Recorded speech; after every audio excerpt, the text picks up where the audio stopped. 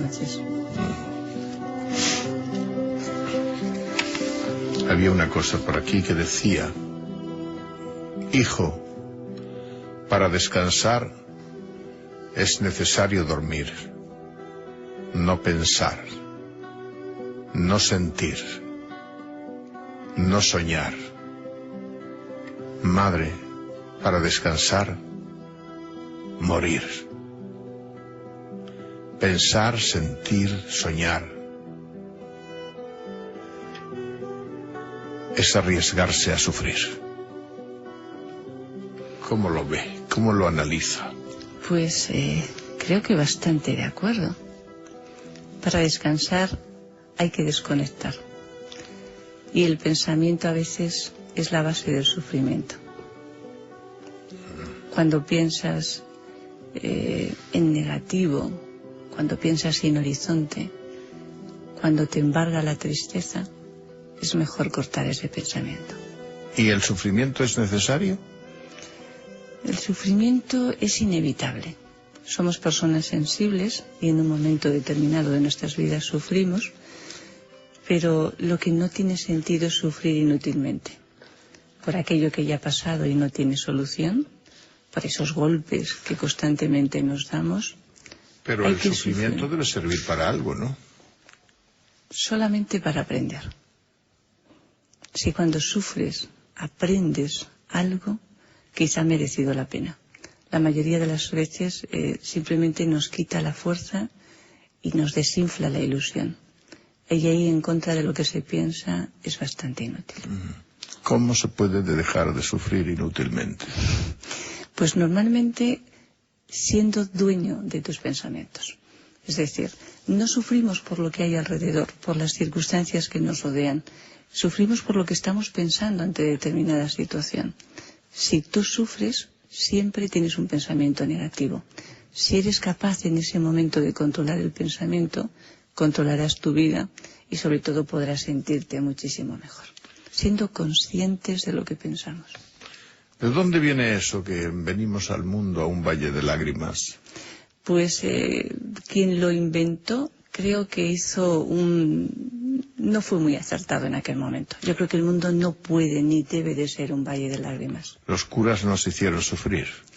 Los curas en muchos momentos nos fomentaron un sufrimiento bastante inútil y un miedo casi siempre injustificado. Nuestros padres nos hicieron sufrir. Nuestros padres no querían hacernos sufrir, pero quizá a veces con la educación que recibimos en muchos momentos propiciaron también un sufrimiento bastante baldío. Y nuestros maestros nos hicieron sufrir.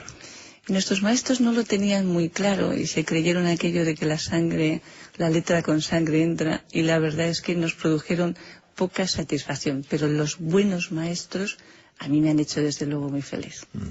Pero nuestra educación era una educación para sufrir. Sí. Sí, esa ha sido quizá una de las grandes tragedias. En lugar de prepararnos para la vida, para poder vivir bien, para conocernos, para saber cómo nos tenemos que relacionar, realmente es como si nos hubieran preparado para sufrir constantemente ante todo lo que está sucediendo. ¿Usted sabe si al poder le gusta hacernos sufrir? Bueno, yo creo que cuando sufrimos nos debilitan, y si somos débiles será mucho más fácil también que nos manipulen. ¿El sufrimiento acobarda? Sí, el sufrimiento realmente debilita y hace que la persona tenga muchos miedos y a partir de ahí se sienta sin fuerzas. ¿Ennoblece? No necesariamente. Muchas personas piensan que sí y su vida es un calvario constante. Yo creo que hay que sufrir, hay que ser sensible, pero ser sensible no significa directamente tener que sufrir. Porque el peor sufrimiento es el sufrimiento gratuito. Sí. Exacto. El de quien se atormenta por males futuros que a lo mejor no ocurren nunca. Eso es. Entonces, el caso del estudiante típico que está siempre pensando, voy a suspender, va a ser imposible, y luego no es así. O la persona que dice, no me van a coger en este trabajo, me van a echar a la calle, y tampoco sucede. Muchas personas que no viven el presente, atemorizados por el futuro. ¿Y usted enseña a evitar sufrir? Sí. ¿Y lo consigue? En la mayor parte de las veces, sí. Afortunadamente la psicología del siglo XXI es mucho más práctica y tenemos una serie de recursos que le podemos facilitar a las personas para que cada uno, con la vida que tiene, sea capaz de vivirla mejor. Sufrimos mucho por culpa del trabajo. Sí, y es bastante absurdo, ¿no? Porque si nos pasamos las 2/3 partes de nuestra vida trabajando, y nadie nos puede pagar nunca por sufrir tanto. Pero la mayoría de la gente, incluso en España, donde parece que nos tomamos las cosas razonablemente bien, sufre mucho en el trabajo. Ahora el mayor sufrimiento es el paro. Sí.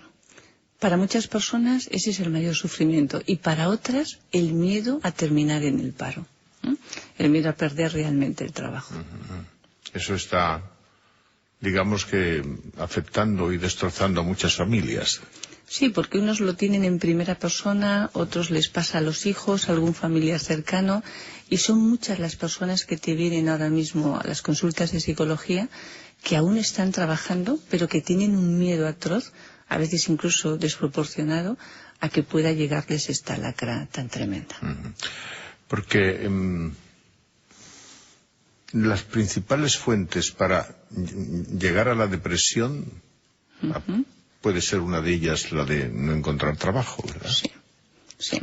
Y esto especialmente lo llevan peores los hombres, ¿eh? Es decir, para el hombre el trabajo es como la razón fundamental de su vida. Tiene muy pocos recursos ante una situación de ausencia de trabajo. Las mujeres tenemos mayor capacidad de adaptación. No deja de ser muy importante para nosotras, pero digamos que lo puedes relativizar mal. La pérdida del trabajo para muchos hombres significa casi el principio de una depresión, igual que la jubilación. Las mujeres normalmente asumimos muy bien la jubilación. Hay muchos hombres, sin embargo, que se nos deprimen. ¿La depresión qué es? ¿Que se nos apagan todas las luces internas? Sí, la depresión es cuando sientes que no hay esperanza para ti, cuando crees que no tienes horizonte, cuando lo único que sientes es dolor, cuando piensas que no vas a salir realmente de esa situación, cuando llega un momento que crees que para los seres que tienes alrededor sería mejor que no existieras. La muerte de alguien, ¿no? De un ser querido. Sí, la muerte de alguien es un dolor inmenso, probablemente el mayor dolor que puede sentir una persona, máxime si es un ser muy cercano. Pero es un hecho natural que tenemos que asumir y que tenemos que aceptar. Y cuando, por ejemplo, desde la psicología decimos que no tenemos que sufrir inútilmente, nunca queremos decir que tú no tengas que sufrir ante una muerte de un ser querido, porque eso sería dejar de ser sensible. Lo que decimos es que aproveches tu energía para intentar salir poquito a poco de esa situación que en ese momento te ha hundido. Es decir, sufrir no significa que tires la toalla o que no veas esperanzas en momentos tan difíciles. Normalmente se sufre más por el trabajo que por el amor. Depende. El hombre suele sufrir más por el trabajo, la mujer, sin embargo, sufre más por el amor, por el afecto y todo el área de la afectividad y la familia. ¿Quiere decir que la mujer es más romántica? Generalmente sí. Lo cual no quiere decir que no haya hombres muy románticos, pero generalmente sí. Y se sufre mucho cuando uno quiere y no puede. Sí. Esa es la principal fuente de sufrimiento. En muchas personas sí, cuando tienen esa impotencia ante lo que les gustaría conseguir de alguna forma, ¿no?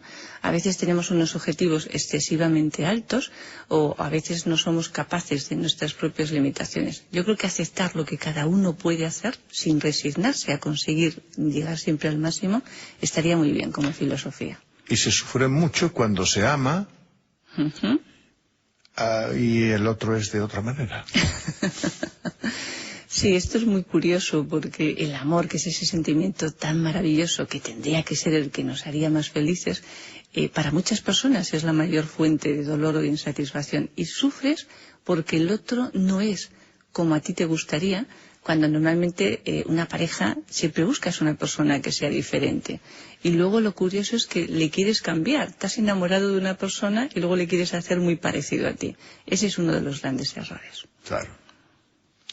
Los demás te hacen sufrir porque no te dan lo que tú le pides. Los demás te hacen sufrir si dejamos que nos hagan sufrir, ¿eh? Porque pueden no darnos lo que nosotros les pedimos, pero dentro de ti está la capacidad de, a pesar